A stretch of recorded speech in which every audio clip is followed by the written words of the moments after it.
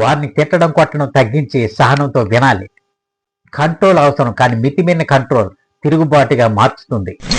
నేను మీ మోహన్ దండ, మీరు చూస్తున్నారు మోహన్ దండ మోటివేషనల్ తెలుగు యూట్యూబ్ ఛానల్.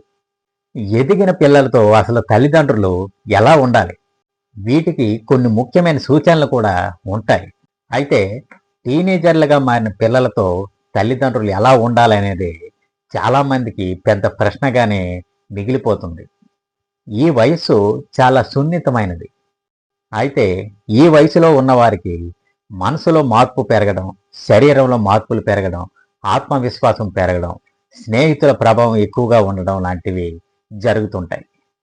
అందుకే తల్లిదండ్రులు జాగ్రత్తగా అర్థం చేసుకునే రీతిలో ఉండాలి.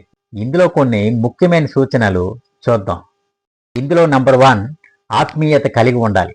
నేను చెప్పిన అమ్మా నాన్న అర్థం చేసుకుంటారు అని అనిపించడం చాలా అవసరం. నెక్స్ట్ నంబర్ 2, వినడం నేర్చుకోవాలి. వారిని తిట్టడం లేదా మధ్యలో అడ్డుకోవడం తగ్గించి వారు ఏం చెప్తున్నారో సహనంతో వినాలి. ఇక నంబర్ 3, స్వేచ్ఛని ఇవ్వాలి. పిల్లలు తమ నిర్ణయాలను తాము తీసుకున్నట్లుగా అవకాశం ఇవ్వాలి. ఉదాహరణకి దుస్తులు, ఫ్రెండ్స్, హాబీల విషయంలో ఇవ్వాలి. అలా అని పూర్తిగా వారిని వదిలేయకుండా గైడెన్స్ మాత్రమే ఇవ్వాలి. నెక్స్ట్ నంబర్ 4, బౌండరీస్, సరిహద్దులు పెట్టాలి. ప్రేమతో స్పష్టంగా ఏది సరైనది ఏది తప్పు అని తెలియజేయాలి. కానీ ఒక్కటి మాత్రం గుర్తుపెట్టుకోండి, కంట్రోల్ అవసరం, కానీ మితిమీరిన కంట్రోల్ వారిని తిరుగుబాటుగా మార్చుతుంది.